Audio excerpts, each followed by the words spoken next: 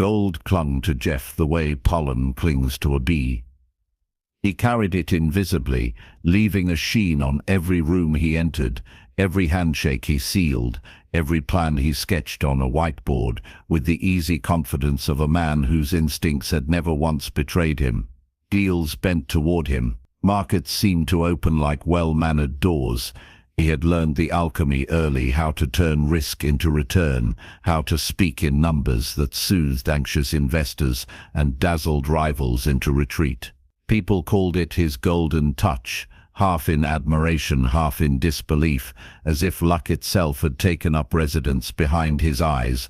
Donna watched all of this from the edges, smiling when the applause rose, applauding when the smiles were expected. The house they lived in gleamed with the same polish as Jeff's reputation. Light poured through wide windows and settled on surfaces that never showed fingerprints. Everything had a place. Everything was chosen. The furniture carried stories of careful taste. The art spoke in a language of subtle expense. It was a beautiful place to stand in, less so to breathe.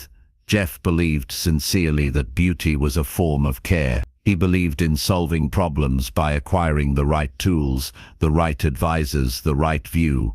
When Donna's laughter thinned and her silences grew longer, he responded the way he always had. He made upgrades. A weekend away to a place with a horizon so wide it promised relief. A new studio room for her work, soundproofed and sunlit. A therapist whose credentials were impeccable. He didn't flinch at the invoices, he welcomed them. Spending was the language he spoke most fluently when things felt uncertain. Donna accepted these offerings with grace. She understood what they meant to him. Each gift was a brick laid in good faith, meant to shelter. But the walls grew taller with every well-intentioned addition, and the air inside grew strangely thin. She would stand in the studio and feel the quiet press against her ears, a hush so perfect it became oppressive. The windows did not open the way she wanted them to. The view was framed, curated, safe. Jeff noticed the symptoms without recognizing the illness. He saw fatigue and prescribed rest. He saw restlessness and offered novelty. He saw sadness and tried to outpace it with motion. What he did not see, what refused to resolve into a metric he could optimize, was the small, persistent ache that had taken root in Donna's spirit. It did not want more. It wanted less. Less polish, less management, less certainty. It wanted room to be unfinished. In meetings, Jeff was celebrated for his clarity. He could reduce chaos to bulletproof plans, could turn the abstract into deliverables. At home, he brought the same clarity. Unaware that clarity can be a blade, he asked questions meant to help and trimmed away answers that wandered. He reassured with solutions before the problem had fully spoken. Donna learned to edit herself in response, offering him versions of her feelings that fit neatly into the frameworks he understood. The parts that didn't fit stayed locked behind her ribs, pacing. The irony was not lost on her. She lived in a world made secure by Jeff's brilliance, and yet she felt perpetually at risk. Not of harm, but of erasure. The cage was gilded, every bar burnished to a mirror shine, and it reflected back the image of a woman who should have been grateful. Gratitude became a duty, then a habit, then a mask she wore so often it began to stiffen at the edges. Jeff, for his part, felt the distance and mistook it for a puzzle. He read books about balance, about presence, about listening. He tried to schedule time the way he scheduled everything else, carving out evenings and labeling them connection. When Donna grew quieter in those moments, he leaned in harder, convinced that proximity would solve what space had created. He didn't understand that what she needed was not attention, but permission. The permission to be imperfect, unproductive, unresolved. There were moments, small and fleeting, when the bars seemed to loosen. A late night when the power went out and the house fell into unplanned darkness. A rainstorm that cancelled their carefully arranged plan. In those cracks, Donna breathed easier, and Jeff caught glimpses of a light in her that no chandelier could replicate. He mistook these flashes for confirmation that his approach was working. He didn't see that they occurred only when control slipped its grip. The golden touch had taught him that effort equaled outcome, that intention paired with resources could conquer any obstacle. It had never failed him before. To accept that it might fail here, that love might require a different kind of humility, felt like stepping into a market with no data, no leverage, no guarantee of return. So he doubled down, not out of pride but out of fear, the quiet kind that hides behind competence. Donna stood one evening at the window, looking out at the city lights shimmering like scattered coins. From a distance it all looked like abundance. Up close, she could see the glass that separated her from the night air. She rested her forehead against it, cool and unyielding, and wondered how something so beautiful could feel so confining. Behind her, Jeff spoke about a new opportunity, his voice warm with possibility. She listened, as she always did, and felt the familiar mixture of love and loneliness settle in her chest. The cage held firm, gleaming, admired by all. And Jeff, with hands that could turn almost anything to gold, stood just outside the truth of what she needed, unaware that some things are healed not by touch, but by letting go. Timothy arrived the way accidents do, sideways, uninvited, and oddly inevitable in retrospect. He came through the hedge at the far end of the garden, where the roses grew too thick for elegance and too wild for pruning. Donna noticed the movement first as a disturbance, a shiver through green, then a flash of color where color did not belong. She froze, breath caught in the familiar place behind her sternum, where fear and anticipation shared a border. He tumbled out like a thought that had lost its way. One shoe snagged, one sock soaked, jacket crooked on his shoulders, hair flattened on one side as if he had argued with the hedge and lost. He stood there blinking, taking in the symmetry of the yard, the deliberate calm of it, as though he had fallen into a painting and wasn't sure which frame he belonged to. For a long second, neither of them moved. Donna's first instinct was to retreat into the house, into the quiet corridors that had taught her how to disappear without leaving.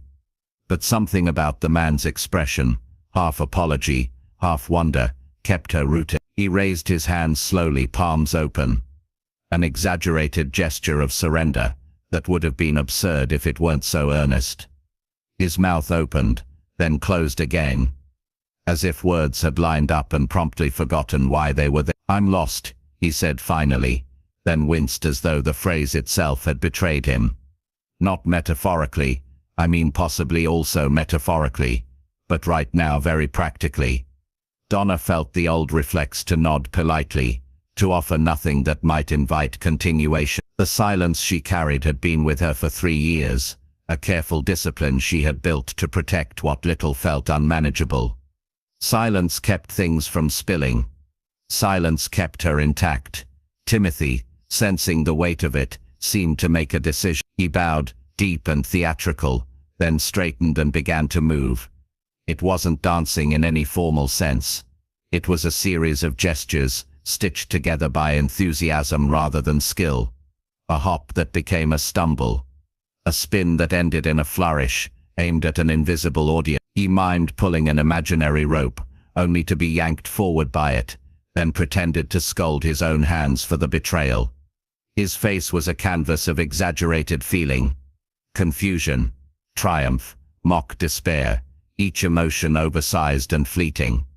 Donna stared, startled into stillness. The garden, usually so controlled, seemed to lean in.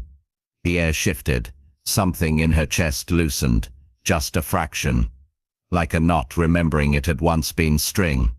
Timothy finished with a dramatic bow, arms outstretched, waiting for applause that did not come. He peeked up, sheepish. "Sorry," he said, "I panic perform when I'm not sure what else to do." The sound that escaped Donna surprised them both. It was small, rough around the edges, as if it had been stored somewhere dusty. It took her a moment to recognize it for what it was. Laughter. It came again, stronger this time, pulling more air with it, reshaping her face into something unfamiliar and alive. She lifted a hand to her mouth, half in disbelief, half in an old habit of restraint, but the sound kept finding its way out. Timothy's relief was immediate and unguarded. He grinned like someone who had stumbled onto the right answer by accident. "Oh good," he said.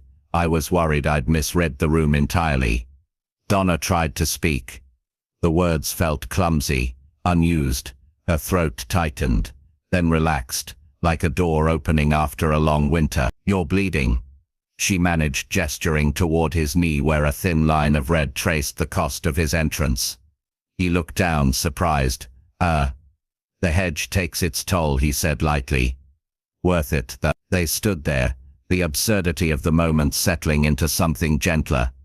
Donna found herself walking toward the shed without quite deciding to, returning with a small first aid kit she had not opened in years.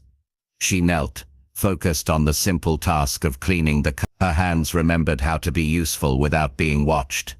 "Timothy," he offered, as if introducing himself to the day rather than to her. "I'm supposed to be next door, but I zigged when I should have zagged." "Donna," she said, the name sounding different now that it had been spoken aloud. He repeated it once, quietly, like a note he wanted to get right. When she finished, he thanked her with a sincerity that bordered on reverence, as though she had done him a great kindness rather than a small one. He stood, brushed off his jacket, and glanced back at the hedge. "I should probably find the gate," he said, "before I make a habit of breaking into well-organized lives." She surprised herself again. "You can come through the front," she said. The words felt like an invitation extended not just to him, but to something long absent. As he walked away, a little less crooked now, Donna remained in the garden, listening to the echo of her own laughter as it faded into the leaves. The silence did not rush back to claim its place. It lingered at a distance, uncertain. For the first time in years, she did not feel the need to chase it down.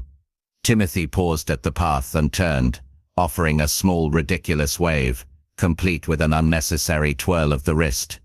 Donna smiled, unguarded, and watched him go. The hedge rustled once more, settling into stillness. Something had slipped through with him. Something bright and unplanned, and it had left the gate open behind it. Jeff heard the disturbance before he saw it, a break in rhythm. A wrong note in the carefully composed quiet of the house. Voices carried in from the garden. Donna's unmistakably threaded with something he had not heard in years. Animation. He set down his tablet, irritation already rising. The reflex of a man whose world depended on predictability. His first thought was security. His second was liability. By the time he reached the window, he saw him. A stranger on the path, posture loose, clothes askew, waving with a confidence that suggested either charm or ignorance of consequence. Jeff's jaw tightened. The property line was not ambiguous. Neither were the protocols. He reached for his phone, thumb already hovering over the familiar number, the one that restored order with quiet efficiency. "Jeff." Donna's voice stopped him. Not loud, not urgent, just present, cutting through his momentum like a hand on his chest. He turned, surprised by how close she was, by the way her eyes were bright with something unguarded. It unsettled him more than the stranger ever could. "He's just leaving," she said, though there was no apology in it. There was, instead, a tremor of resolve he hadn't heard from her in a long time. Jeff glanced back at the man, now pausing at the gate, looking between them as if aware he had crossed into a moment that did not belong to him. Jeff's instincts surged. This was how boundaries eroded, how chaos slipped in dressed as coincidence. His thumb pressed down. "Daddy, please don't send him away." The word landed with unexpected force. Dad. She hadn't called him that since she was small, since scraped knees and bedtime stories and a world that made sense because he had promised it would. The phone lowered. Forgot. Jeff looked at her fully now. Saw not the woman he had been trying to fix, but the child she had been. The one who had trusted him without question. "He trespassed," Jeff said, the edge still there but dulled. "That's not acceptable." Donna shook her head, a small fierce motion. "He got lost, and he made me laugh." The sentence felt absurd in his mouth when he repeated it silently. Made her laugh. As if that were currency. as if that outweighed gates and guards and the quiet assurances of control. He looked again at the man, who now seemed painfully aware of his own vulnerability, hands clasped in front of him like a student awaiting judgment. Jeff felt the anger bloom anyway, hot and immediate, not just at the intrusion, but at himself, at the sudden realization that a stranger had reached Donna in a way he had not been able to for years. Anger was safer than jealousy. Anger had ruled. "I'll handle this," he said, already stepping forward, authority settling over him like a tailored jacket. "You can go," he told Timothy, voice cool, precise. "Now." Timothy nodded quickly. "Of course, I'm very sorry," he said, and meant it. He took a step back, then another, as if retreating from a wild animal. Donna moved without thinking. She reached for Jeff's sleeve, fingers curling into the fabric. The contact was light, but it anchored him. "Please," she said again. Softer now. "Just." Jeff looked down at her hand, then at her face. He saw fear there, but not of the stranger. Fear of losing something fragile, something newly found. He exhaled, long and controlled, the way he did before making a decision that would ripple outward. "Go," he said again to Timothy, but this time the command was gentler, edged with finality rather than threat. "Use the front gate." Timothy didn't need to be told twice. He offered one last apologetic glance at Donna, then disappeared down the path, his footsteps fading into the order of the world. Jeff understood. Silence returned, heavy and expectant. Jeff felt it pressing in, demanding explanation. "You scared me," he said, turning back to her. "You can't just let people in." Donna released his sleeve, but she didn't retreat. "I didn't let him in," she said. "He just arrived." And something happened. Jeff struggled with the shape of that sentence. Something happened was not actionable. It couldn't be ensured again. He ran a hand through his hair, anger draining into something colder, more uncertain. "We have rules for a reason," he said. "I'm trying to keep you safe." She looked at him then. Really looked, and he saw the cost of that safety reflected back. "I know," she said, "but I need more than that." The admission hung between them, fragile and dangerous. Jeff nodded once, a gesture that acknowledged without conceding. He was not ready to dismantle the world he had built, not ready to accept that his instincts might be insufficient. But the echo of her laughter lingered in the air, undeniable. That night, as the house settled back into its familiar quiet, Jeff lay awake longer than usual. The anger had burned itself out, leaving questions in its wake. Somewhere beyond the gates, a man with a crooked jacket was finding his way home, and somewhere inside Jeff, a small, unsettling thought took root. That the greatest threat to his carefully ordered life might not be intruders at all, but the parts of his daughter he had never learned how to protect without enclosing. By the next afternoon, the house had resumed its practiced calm.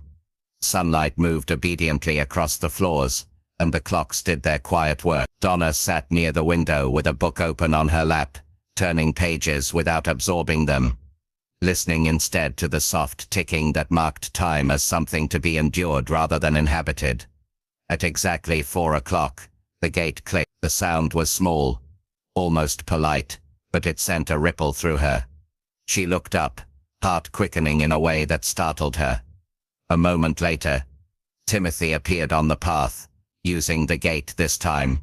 As instructed, he stood just inside it, checking his watch with exaggerated seriousness, then nodded to himself, as if confirming an appointment with fate. "Good," he said to no one in particular. "Right on schedule. Would have been embarrassing to be late for something I was never invited to." Donna found herself at the door before she remembered deciding to move. She opened it, and stepped onto the porch. Timothy brightened, relief and delight flickering across his face, like a well-practiced trick. "I brought a story," he announced. "Fresh. Slightly dented, but still usable." She hesitated only a second, then gestured for him to come in. They sat in the garden, The late afternoon air warm and forgiving. Timothy launched into his tale without preamble, describing a Danfo ride through the city that had apparently involved 3 near collisions, a chicken of questionable ownership, and a driver who believed traffic laws were more of a philosophical suggestion. He stopped in the middle of the road. Timothy said, eyes wide, hands flying, turned around and asked us whether today felt like a good day for patience. Donna's laughter came quicker now, less cautious. It surprised her how easily it arrived, how little effort it required to let it out. Timothy watched her closely, not with scrutiny but with a kind of careful joy, as if he were tending a flame he knew could go out if startled. The visits became a rhythm. Every day at 4 Timothy returned, punctual to the minute. He brought new stories, all of them orbiting the same chaotic universe of Danfo drivers and roadside encounters. There was the conductor who sang apologies after every pothole, the driver who insisted on negotiating fares mid-traffic jam like a market stall, the time they detoured entirely to attend a stranger's birthday, because, as the driver had reasoned, happiness should not wait. Donna listened, rapt. She asked questions. She leaned forward. Sometimes she laughed so hard she had to wipe her eyes, embarrassed and unashamed all at once. The silence that had once wrapped her so tightly loosened its grip, retreating to the corners. Jeff noticed, of course. He noticed the way Donna's afternoons changed texture, the way 4 o'clock took on a significance it had never had before. He noticed Timothy too. From a distance, always outside, always careful, never crossing lines that had not been explicitly drawn. Jeff told himself this was acceptable, temporary, an indulgence. He told himself many things. Timothy never overstayed. At 5 he rose, brushed imaginary dust from his trousers and bowed with mock solemnity. Same time tomorrow, he would say. Not as a question, but as a promise. Donna would nod, something steady settling in her chest at the certainty of it. One afternoon, rain came suddenly, sharp and insistent. Timothy arrived soaked, hair plastered to his forehead, eyes alight. Perfect weather, he declared. The Danfo today hydroplaned emotionally. They laughed together as thunder rolled overhead, the sound no longer threatening but companionable. Donna realized dimly that she was no longer bracing herself for the end of these moments. She was inside them, fully, without the usual fear of collapse. The garden seemed to change with them. It felt less like a display and more like a place things could happen. Leaves collected where they fell. The air carried voices longer. Donna caught herself humming once. Then again the sound tentative but real. Timothy, for his part, treated the mission with a seriousness that belied its silliness. He arrived prepared.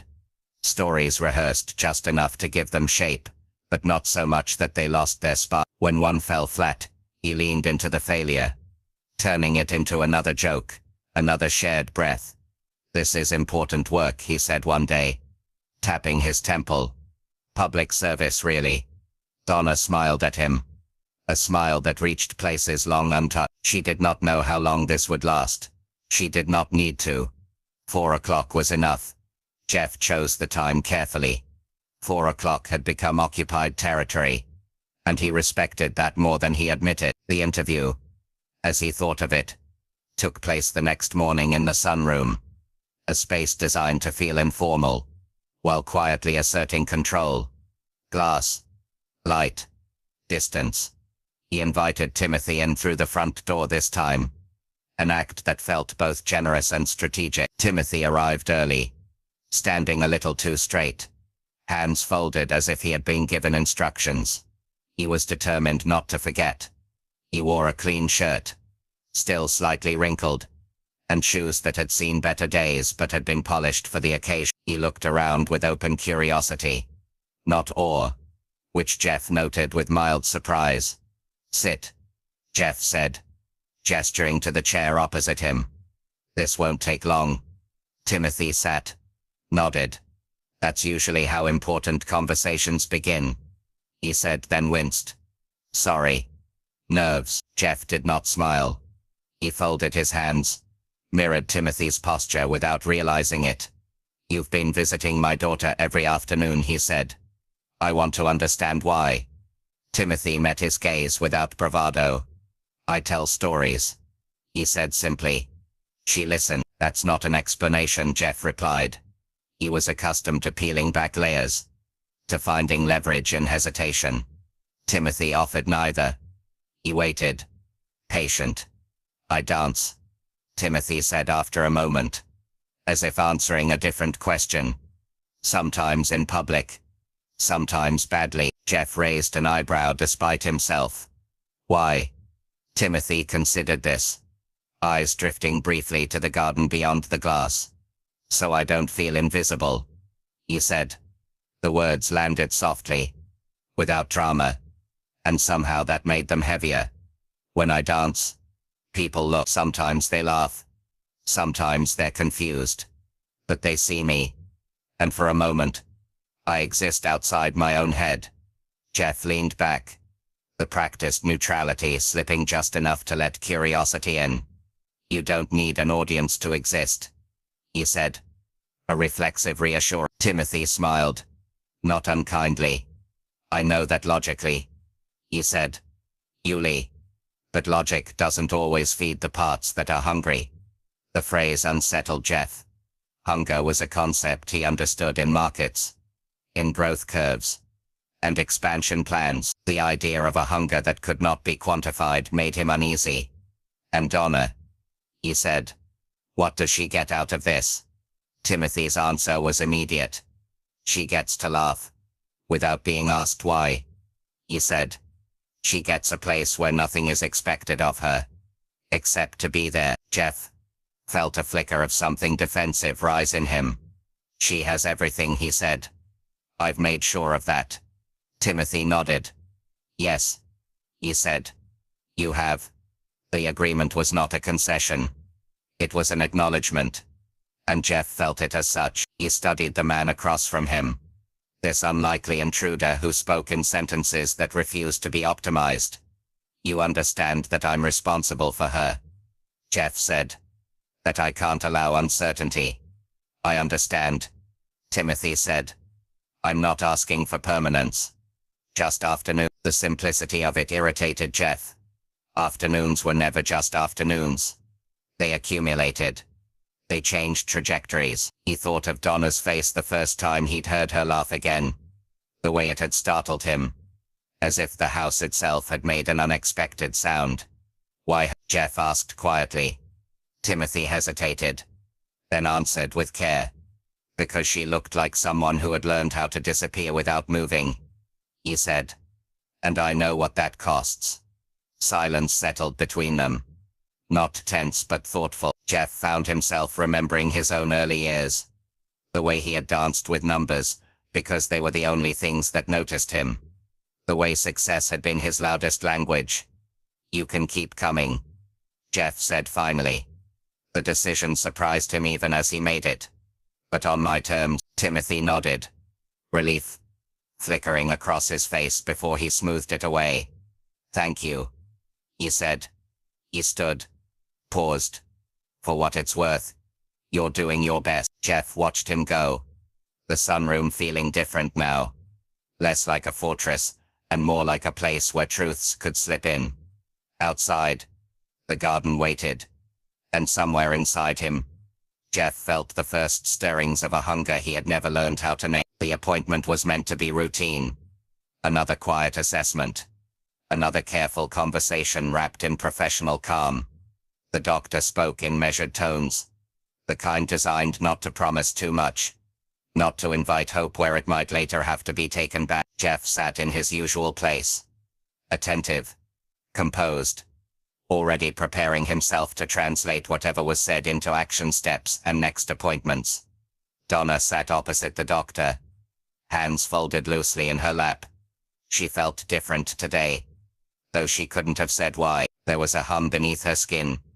A low-level awareness that hadn't been there before. As if something inside her had woken and was stretching. Testing the edges of itself. They went through the familiar motions. Questions asked. Answers given. Then the doctor paused. eyes narrowing slightly in concentration. Gaze shifting from Donna's face to her legs. "Can you try something for me?" she asked gently. Donna nodded. "Just think about moving your toes," the doctor said. "No effort. No forcing. Just imagine the movement." Donna closed her eyes. At first, there was nothing. Only the echo of instruction. Then, without quite knowing why, she thought of Timothy. Of the way he never seemed to worry about whether his feet were doing the right thing. Of the silly sideways shuffle he'd done the day he'd pretended to be a Danfo driver, arguing with traffic lights. She pictured his toes tapping out of sequence, unapologetic. She let herself mimic it in her mind. Not the whole dance. Just the beginning. Something flickered. It was so small she almost dismissed it as imagination. A whisper of sensation. Like a current passing through a wire that hadn't carried electricity in years. She inhaled sharply. Again, the doctor said, her voice suddenly alert. "I saw." Donna focused. Not on command, but on memory. On laughter. On movement that existed for no reason other than to be felt. This time, her right toes shifted. Barely. But unmistakably. A twitch. A response. Jeff leaned forward. Breath caught. The room seemed to hold itself still. "That's it," the doctor said, now smiling openly. "That's a recovery pathway sparking. It means the connection is there." Donna opened her eyes, tears blurring the edges of the room. She tried again gently, and felt it once more. A tiny rebellion against stillness, a message. Sent and received. "I'm moving," she whispered, more to herself than to anyone else. The doctor nodded. "You are. It's early. It's fragile. But it's real." Later, back at home, Donna sat in the garden with Timothy. She told him about the appointment in halting phrases, still afraid the words might scare the truth away. Timothy listened without interrupting. Eyes bright, hands clasped to keep them from clapping. "Show me," he said finally softly. She hesitated, then let her feet rest flat on the ground. She didn't try to stand. She didn't try to perform. She just remembered. She wiggled her toes. Just a little. Following the echo of his ridiculous steps. They moved. Timothy gasped. Then stopped himself, pressing a hand over his mouth. His eyes filled. Unguarded. "You did that," he said. "Reverent." "You did." Donna laughed. The sound spilling out with relief and wonder tangled together. "We did," she said, correcting him. And in that moment, it felt true. From the doorway, Jeff watched, something in his chest loosening in a way that frightened and thrilled him at once. He saw movement where there had been none. Life where there had been quiet endurance, and for the first time, he understood that healing did not always arrive through effort or protection or control. Sometimes it came through laughter. Sometimes it began in the toes. The call came in the middle of the morning, threaded between earnings reports and a pending acquisition. Jeff took it on speaker, already anticipating the tone before the first voice settled into place. Concern, polished and practiced. "We need to talk," Martin said. Privately. Jeff closed the door to his office anyway.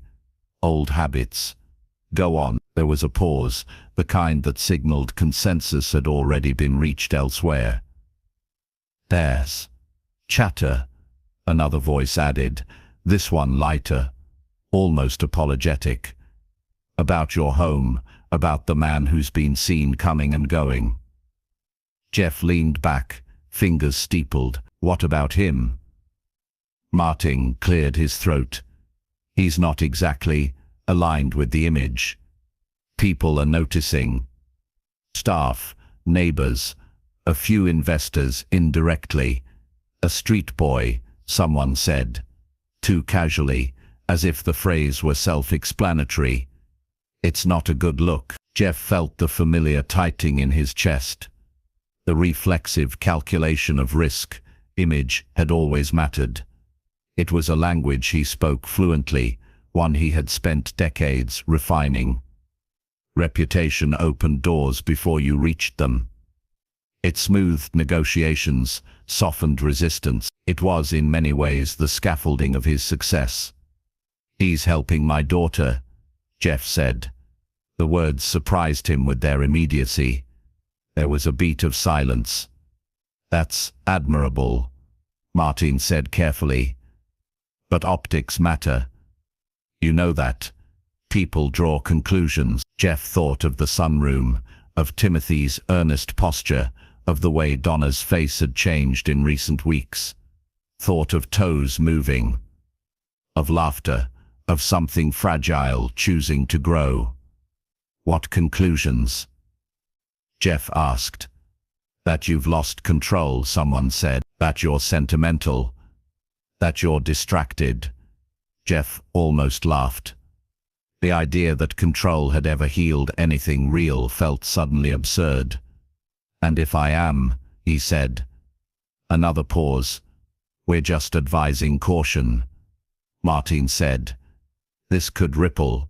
Deals could be affected." Jeff looked out the window at the city below, the geometry of it all so clean from this height. He had built his life on that view, on the belief that distance brought clarity. Now clarity felt closer to the ground. "My daughter is moving her toes," he said quietly. No one responded. He could hear them breathing, recalibrating. "She hadn't done that in years," Jeff continued. "No amount of discretion or polish or protection made that happen. A man who tells ridiculous stories and dances badly." "Jeff, I know what you're saying," he said, cutting in gently.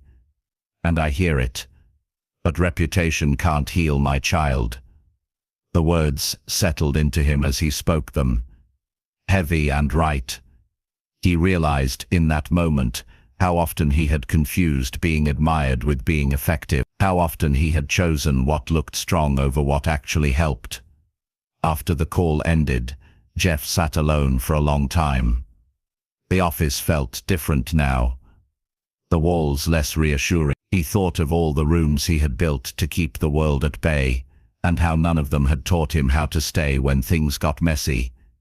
That afternoon at 4 o'clock, he stood at the edge of the garden as Timothy arrived. He watched Donna greet him, saw the easy familiarity there, the absence of fear. He felt the last of his hesitation loosen. Reputation, he realized, was a story other people told about you.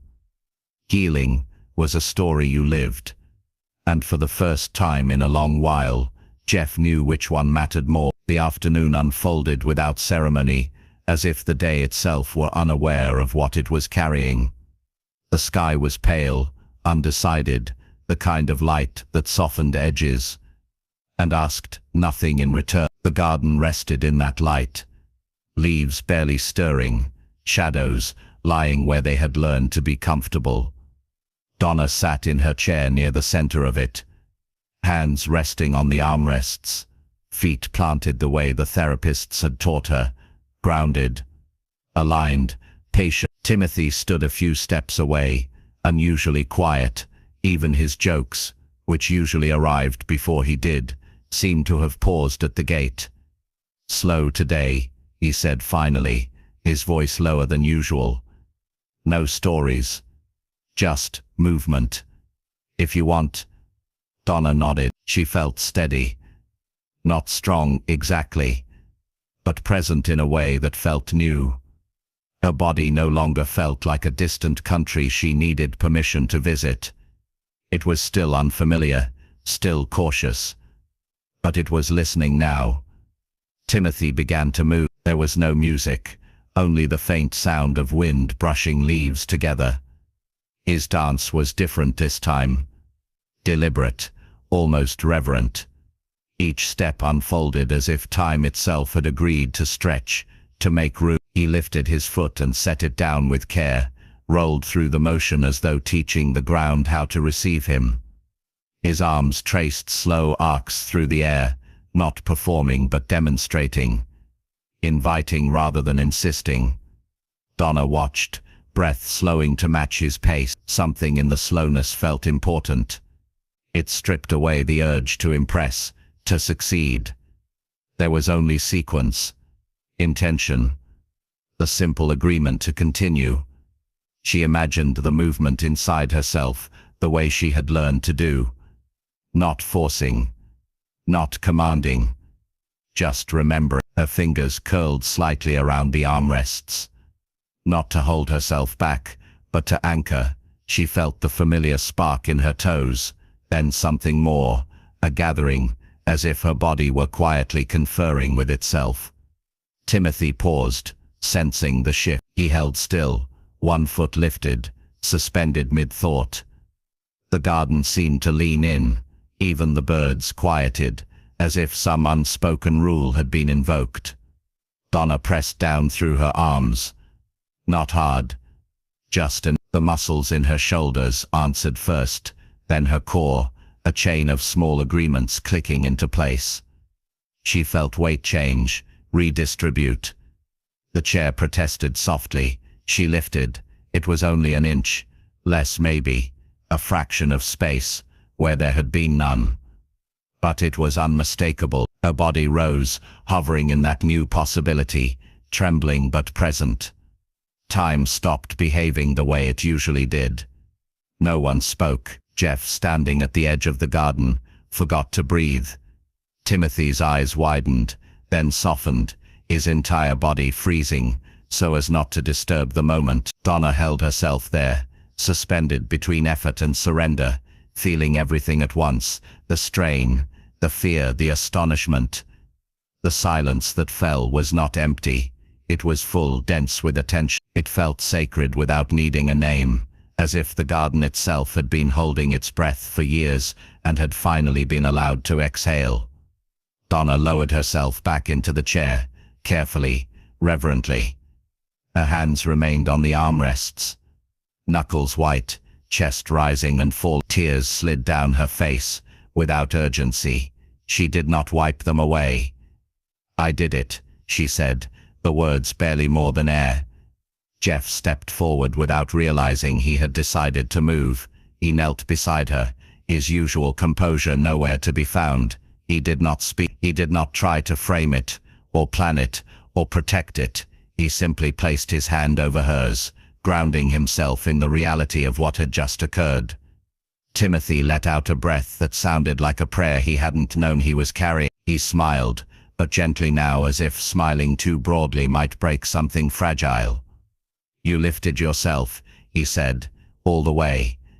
Donna laughed through her tears, a sound that trembled and steadied, all at once. "It felt like flying," she said, "slow flying." The garden resumed its quiet life gradually, cautiously. A leaf fell. Somewhere beyond the wall a car passed. The world, it seemed, had been waiting its turn. Jeff stayed where he was, hand still on Donna's. He felt something settle inside him, something that had been restless for decades. This was not a victory he could announce, not a milestone he could present to anyone else. It was smaller, and infinitely larger than that. Holy silence, he realized, was not the absence of sound. It was the presence of meaning. And in that silence, surrounded by imperfect movement and unmeasured grace, Jeff understood that nothing he had ever built compared to what his child had just reclaimed. Evening softened the house in ways daylight never managed. The edges blurred, the sharpness of design giving way to shadow and warmth. The back steps held the day's remaining heat, stone slowly releasing what it had stored. Jeff sat there without his jacket, sleeves rolled up, posture unguarded in a way that would have startled anyone who knew him only in boardrooms. Timothy sat a careful distance away at first, hands folded, feet planted as if he were still waiting to be told where he belonged. The garden behind them breathed quietly, the echo of the afternoon stillness lingering like incense. "You don't have to perch," Jeff said after a while, glancing sideways. "The steps won't bite." Timothy smiled, a little embarrassed, and shifted closer. "Old habits," he said. "You learn to stay ready to move." Jeff nodded. He understood readiness, though his version had always been tailored and rehearsed. He watched the light drain from the sky, felt something inside him loosen with it. "I wanted to thank you," he said. The words came slower than usual, each one chosen without strategy. "Not just for Donna, for showing me something I didn't know I was missing." Timothy looked down at his hands. "I didn't do much," he said. "I just showed up." "That's more than I realized," Jeff replied. He leaned forward, elbows on his knees, the posture unfamiliar and strangely comfortable. "I built this place to keep things safe, controlled, predictable. Somewhere along the way it stopped being a home and became a monument to that control." Timothy listened, still and attentive, as if the story itself were a gift he did not want to mishandle. "When you came through the hedge," Jeff continued, a faint smile touching his mouth, "I saw only disruption. Risk. Everything I've spent my life avoiding. What I didn't see was how quiet this house had become. How lonely." The word surprised him as he said it. Lonely. It hung in the air between them, unashamed. Timothy glanced toward the garden, then back at Jeff. "Invisibility is loud," he said gently. "It just sounds like nothing." Jeff felt that land somewhere deep. He remembered long nights early in his career, numbers glowing on screens, the way success had felt like proof of existence. How applause had substituted for belonging. "You said once you dance so you don't feel invisible," he said. "I keep thinking about that."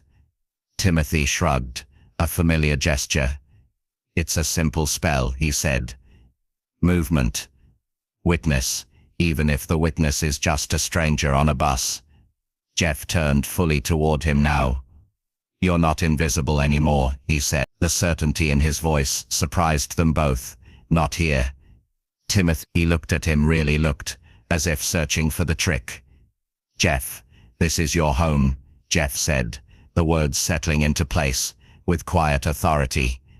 "Not as a guest, not as a favor, as someone who belongs." For a moment, Timothy could not speak. His throat worked, eyes brightening in the failing light. He laughed once, softly, the sound breaking and reforming. "I don't know how to do that," he said. Jeff smiled, not the practiced version, but something warmer and less certain. "Neither do I," he said. "We can learn." They sat there as the first stars appeared. Tentative and patient, inside the house, Donna's laughter drifted through an open window, unforced and easy. The sound no longer echoed against walls meant to contain it. It filled the space instead, turning rooms into places. The mansion, with all its careful lines and quiet prestige, seemed to listen, to soften, to exhale, stone and glass giving way, at last, to something alive. Jeff stayed on the steps long after the light was gone, the word home taking on a new shape in his chest. It was not something you built, he realized. It was something you allowed. The event had been announced as a foundation gala, which was true enough to satisfy the invitations. Glass and light returned, not as armor this time, but as witnesses. The city's familiar names arrived in familiar cars, dressed in familiar confidence, expecting the usual choreography of speeches and applause. Jeff stood at the edge of it all, composed, his expression calm in a way that suggested certainty rather than control. Donna sat near the front, her chair positioned so she could see everything without being seen too much. She wore a simple dress, unremarkable by design, and something luminous by accident. Timothy sat beside her, restless in the way he always was when stillness was required, knees bouncing until Donna reached out and stilled them with a touch. He smiled at her, grateful, nervous, alive. The program unfolded as expected at first. Numbers were mentioned, causes were praised, gratitude moved through the room like a well-trained current. Jeff spoke when it was his turn, voice steady, eyes clear. He thanked partners, staff, the invisible labor that made visible good possible. The room relaxed into its assumptions. Then Jeff paused. The silence was not uncomfortable yet, just curious. He looked out over the crowd, then toward the front row. His gaze lingered on Donna, softening, then shifted to Timothy. Something in his face changed, not dramatically, but enough to register as truth rather than performance. There are moments, he said, when wealth does exactly what it's supposed to do. It builds, it protects, it amplifies, and there are moments when it reveals its limits. A few heads tilted. This was not the script. My daughter taught me that, Jeff continued, not through words, but through courage, through movement, so small it could have been missed by anyone not paying attention. The room grew quieter. Donna's hand tightened on Timothy's sleeve. For a long time, Jeff said, I believed my greatest gift to the world was what I could accumulate, what I could control, what I could provide. I was wrong. He took a breath, deeper than the others, as if preparing to step off something hard. The greatest gift I've received came through kindness, through presence, through someone who refused to let another human being feel invisible. A murmur rippled through the audience now, restrained, but unmistakable. Jeff turned slightly, extending his hand toward Timothy. This is Timothy, he said. You may have seen him, you may have judged him. I certainly did. Timothy froze, eyes wide, instinctively shrinking, even as Jeff's words lifted him into view. Donna leaned closer, her shoulder warm against his. Timothy didn't bring credentials into my home, Jeff said. He brought laughter, he brought patience, he brought a willingness to be seen in his imperfection, and to invite others into that seeing. Jeff paused again, letting the weight of it set. Today, he said, voice clear, I want to make something public. The air sharpened. Phones lifted, then hesitated, unsure if this was appropriate to record. I am adopting Timothy, Jeff said simply, not as a charity, not as a project, as family. The room erupted, not in applause at first, but in sound, surprised disbelief, whispers colliding. Jeff raised a hand, not to quiet them, but to steady himself. This means, he continued, that Timothy is my son, and my daughter's brother. Donna's breath left her in a rush. She laughed and cried at once, a sound breaking through the stunned quiet like sunlight through cloud. Timothy turned toward her, searching her face for confirmation, permission, reality. She nodded, tears shining, and pulled him into an awkward, beautiful embrace. Jeff watched them, something in his chest breaking open without pain. I know this isn't how things are usually done, he said, but kindness rarely is. Applause rose then, hesitant at first, then gathering strength, as people recognized the shape of the moment. Not everyone clapped. Jeff noticed and did not care. He had crossed a threshold where approval no longer dictated meaning. This foundation, he concluded, exists to support recovery, dignity, and the belief that no one is beyond reaching. Today, we begin by living that belief. When it was over, when the crowd dispersed into conversations thick with astonishment, Jeff stepped down from the stage. Timothy stood, legs unsteady, and Jeff caught him without thinking, hands firm on his shoulders. You okay? Jeff asked. Timothy laughed, breathless. I think so, he said. I've never been announced before. Jeff smiled. Get used to being named. Donna reached for both of them, her hands linking theirs. The three of them stood there imperfectly aligned, undeniably around them. The room resumed its hum, but something essential had shifted. Wealth still glittered, influence still mattered, but they were no longer the point. Kindness, Jeff realized, did not depreciate. It compounded quietly.